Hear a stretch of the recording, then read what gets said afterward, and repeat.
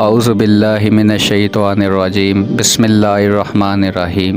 نبی کریم صلی اللہ علیہ وآلہ وسلم کی سیرت مبارک میں وحی اور تبلیغ اسلام کے مراحل۔ غار حرا میں عبادت۔ اللہ کے آخری نبی صلی اللہ علیہ وآلہ وسلم کی عمر مبارک جب 40 سال ہوئی تو آپ کی ذات اقدس میں ایک نیا انقلاب پیدا ہو گیا۔ محبت الہی اور محبت عبادت الہی کا ذوق آپ کو مکی زندگی کی مصروفیات سے نکال کر ایک غار میں لے گیا۔ وہاں آپ اکیلے رہ کر اللہ کریم کی عبادت میں مگن رہتے۔ کعبہ شریف سے تھوڑی دوری پر واقع غار حرا میں کئی دنوں کا کھانا پانی لے کر تشریف لے جاتے اور غار کے پرسکون ماحول میں عبادت اور غور و فکر میں مصروف رہا کرتے تھے۔ جب کھانا پانی ختم ہوتا تو کبھی خود گھر پر آ کر لے جاتے اور کبھی حضرت ختیجہ رضی اللہ تعالیٰ عنہا وہاں پہنچا دیا کرتی۔ آج بھی یہ نورانی غار اپنی اصلی حالت میں ہی موجود ہے۔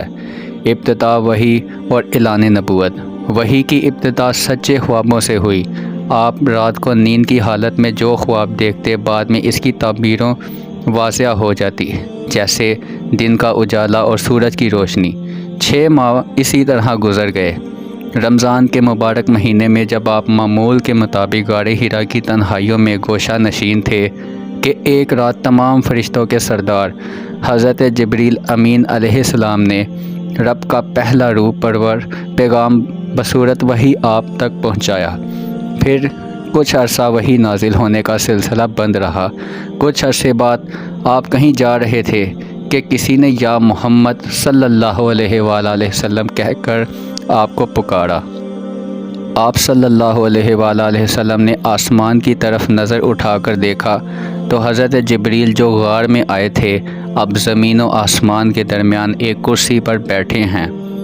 چنانچہ آپ نبی کریم صلی اللہ علیہ وآلہ وسلم پر خوف طاری ہوا۔ آپ گھر آئے، کمبل اوڑھ کر لیٹ گئے۔ اس وقت یہ آیات کریمہ نازل ہوئی، یعنی اے بالا پوش اوڑھنے والے کھڑے ہو جاؤ، پھر ڈر سناؤ اور اپنے رب ہی کی بڑائی بولو اور اپنے کپڑے پاک رکھو اور بتوں سے دور رہو۔ اپنے رب کا یہ حکم ملتے ہی آپ نے حق کا علم بلند کرنے اور دنیا کو نور توحید سے منور کرنے کا پکا ارادہ فرما لیا۔ تبلیغ اسلام کا آغاز اور پہلا مرحلہ تبلیغ اسلام کا۔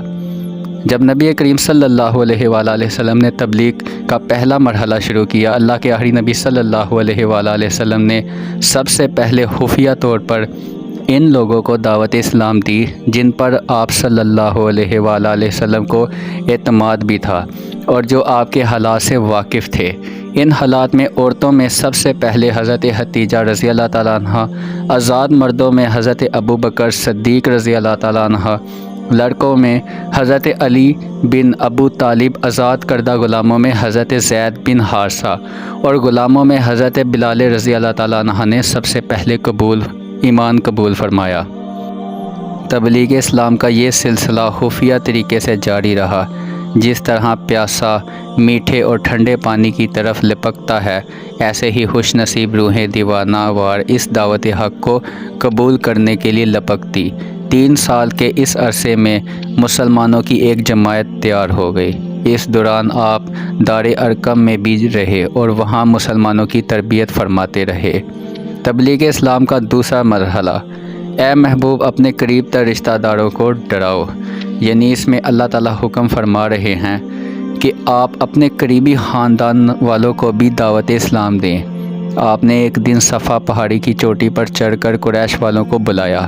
قبیلہ قریش کے تمام لوگ چوٹی پر جمع ہو گئے تو اللہ کے آخری نبی صلی اللہ علیہ وآلہ وسلم نے فرمایا، اے میری قوم، اگر میں تم لوگوں سے یہ کہہ دوں کہ اس پہاڑ کے پیچھے ایک لشکر چھپا ہوا ہے جو تم پر حملہ کرنے والا ہے تو کیا تم لوگ میری بات کا یقین کر لو گے؟